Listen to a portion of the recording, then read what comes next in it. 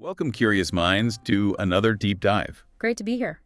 So today we're navigating those moments in relationships, when things they feel a bit off course. Yeah, that friction that can pop up. Exactly. And our source material for this is a really fascinating audio excerpt. It gives some, profound insights into personal sensitivity, that friction we mentioned, and ultimately maybe how we find our way back. Back to harmony, yeah. So our mission really is to unpack what's going on in these disagreements. Why do they sometimes feel so intense? And maybe discover some practical ways to shift things internally rather than just looking for, external fixes. And what's striking about the source right off the bat is how it acknowledges just how fast things can escalate. Right. Especially when emotions are high, sensitivity is up. It really taps into that shared feeling, I think, of that rapid descent when things aren't quite aligned. Yeah, that downhill slide. Yeah. Okay, so let's dig into the scenario our source describes. There's a disagreement between partners, and it seems primarily triggered by one person's sensitivity towards something that happened. Maybe taking things wrong, as the source puts it. Okay. Now, here's where it gets really interesting, I think. The observation that when you've really been on, it really feels off. Ah, the contrast. Exactly. That momentum of feeling down, it seems to move much faster when you've previously been in that really connected space. And that really raises the question, doesn't it? Why does it sometimes feel like there's just no bottom? Like it can just keep spiraling down? Yeah. The source actually points out that, brilliant people remember all the details. Oh, right. That could be a double-edged sword. Totally. It often fuels that negative momentum. Past stuff, little details, they just get pulled in and magnify whatever's happening right now. So, faced with that spiral, what did the person in the source do? What was their instinct? Well, they recognized the need to somehow break the cycle. Okay, interrupt it. Yeah. They excused myself for a second, went to get some air, took some time, tried to consciously lay new pipes, as they put it. Lay new pipes, like create new pathways in No. their thinking or feeling. Exactly. New default reactions, maybe. They even went up to the roof, looked at the stars, meditated, and had this kind of unique moment with Bob Marley singing "Can This Be Love?" in their head, like a mental mashup. Wow, okay. So quite a bit of effort there. Definitely. But despite all that, they felt some relief, but, quote, not a tremendous amount. Oh, still kind of stuck in it. Yeah, the core desire was just to drop the whole thing and reverse this momentum, to get back up, Right. It really shows that struggle, doesn't it? How hard it can be to fully pull out of that down feeling, even when you're consciously trying to soothe yourself. Yeah, definitely. So let's zoom out a bit. What's the bigger picture here, according to the source? The most important thing really is to recognize what's happened as simply vibrational discord. Vibrational discord. Okay. It's super crucial to get that this isn't about who you fundamentally are or who your partner is or even the ultimate truth of your relationship. Not a verdict on everything. No, exactly. It's only reflection of a momentary vibrational situation, like two instruments just briefly out of tune. Doesn't mean the instruments are broken. Okay, that's a helpful way to think about it. And the advice then becomes about diffusion, telling yourself, okay, it's just a moment. This is just a moment of imbalance. Right, breathe. Yeah. Yeah. Because that directly counters our tendency to make too much out of this. We start judging the off state compared to where we think we should be. And that judgment itself becomes part of the problem. Exactly. It adds to that negative momentum we were talking about. Okay, so these moments, they're not just random sparks then. The source suggests something else is at play. Right. It says they often get triggered by residual momentum. Residual momentum, like leftover stuff. Yeah, sort of like dormant emotional energy, maybe something unresolved from the past. It's just sitting there, latent, and then something happens, and whoosh, it flares up. Blindsided by old feelings. Kind of. But what's fascinating, the source says this blindsiding is actually potentially a good thing. Okay, how so? That seems counterintuitive. Because it gives you a new chance right now to evaluate the offness of it, to really look at that old pattern or feeling with fresh eyes. Ah, an opportunity for insight. Exactly. And then you can consciously strike a new vibrational pose.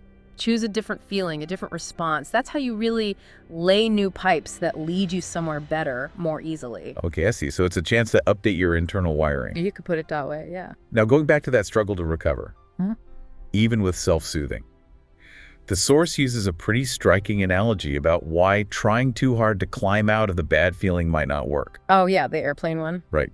I'm falling out of an airplane. Just relax. It'll be over in a little bit. It's jarring, right? But the point is about resistance. So what's the takeaway from that analogy? That trying to fight the feeling makes it worse. Essentially, yes. That whole climbing out process, even though it's well-intentioned, it can actually add momentum, self-judgment, self-blame, feeling of inconsideration toward each other. More negative fuel. Exactly. And the source repeats that idea. There is no bottom to that. It echoes what we heard earlier. But the quicker you can just allow it without fighting it. The quicker it tends to pass, yeah. Less resistance, less fuel. Okay. But what about when you're in it with a partner? How do you soothe things then without getting stuck in blame? Well, the source offers this really powerful phrase. It's designed to be non-judgmental. Okay, what is it? It's, I love you too much and I love me too much to continue this momentum. I love you too much, I love me too much, I love me too much, I love us too much to continue this momentum. I love you too much, I love me too much, I love us too much. Yeah, and the key is it carries no judgment about the momentum itself or how you got there. Right. It's not saying you started this or this is your fault. Exactly. It acknowledges the feelings are real, they're legitimate, like you didn't make it up, you get to want what you want. But it's a statement of love for yourself, for them, for the relationship that aims to just stop the downward spiral. It's about interrupting the pattern out of love, not blame. Precisely. And this, I think, leads to a really significant shift in perspective in the source material. It says quite directly, you can't ask behavior from another to get what you want. That's a big one. Yeah, it continues. Yeah. You have to be a match to what you want to get what you want. It talks about being unwilling to be conditional lovers. Meaning your love isn't dependent on them acting a certain way. I think so. Yeah. Your love for them, and crucially, your own feeling state, your connection to yourself, isn't contingent on their specific actions in that moment. It also really emphasizes finding your soothing on your own. Right. Taking responsibility for your own vibrational state first. Which then leads to this idea. If you manage to find your alignment, get yourself feeling better, even if there is no behavioral shift from your partner. It doesn't matter as much. It doesn't matter because you're in alignment, you've sorted your end out. It touches on that almost primal feeling of, you're not the boss of me. Yeah. Instead of demanding they change so you can feel better, the focus shifts inward. Maintain your own connection, your own love, and then maybe say something like, look, our love for one another is so deep, let's just not continue this momentum. Focus on the shared love as the reason to stop the negativity, not on who's right or wrong. Exactly. Okay, so taking this even broader, what does this imply about relationships themselves? The source suggests something interesting about working out bugs. Yeah, it framed things differently. It suggests that part of a deep relationship is actually about the other person helping me work the bugs out of my vibrational dysfunction. Helping you see your own stuff, basically. Yeah. Right. Helping you see where you get knocked out of alignment. And then it asks provocatively, don't you? Doesn't everybody have it? And aren't you glad? Aren't you glad for the contrast? For the chance to see those bugs? That seems to be the implication. It connects to this idea that we're born into contrast, into variety. We're here to expand. So it's not about achieving some perfect static state of bliss. Apparently not. You can't have this lovely, lovely, lovely relationship and just get there and stay there. That's not how growth works. There has to be movement. Yes, constant for reaching and finding. So disagreements, these moments of discord, they aren't failures. They're actually part of the process, integral to growth. That reframes things quite significantly. Yeah. Okay, this feels like it's building towards a central message. I think it is. Yeah. And it's this. You have to make your relationship with your connection paramount. Your connection to source, yourself. Yeah. That inner alignment. Yes, that feeling of alignment within yourself. Make that relationship so much more important than anything else, because once you achieve that, you've got it all. That's the foundation. That's positioned as the foundation. And it directly addresses a really common fear. Which is? But if I achieve perfect alignment and my partner is not a vibrational match, then what will happen to our relationship? Will we drift apart? Right. That's a real concern for people. Absolutely. But the answer given is just unequivocal.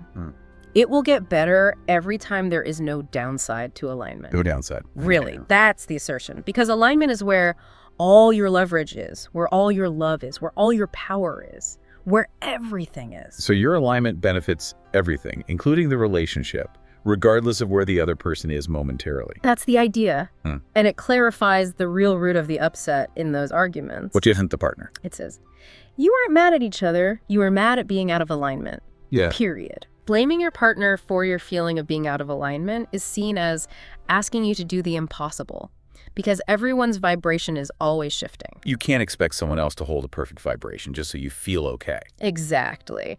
Which leads perfectly into that final analogy. The wire walker. Yes. It paints this picture. That's like asking the wire walker, get out there over Niagara Falls and don't move. Just stand perfectly still above the abyss. Yeah. And the wire walker says, but there are wind currents.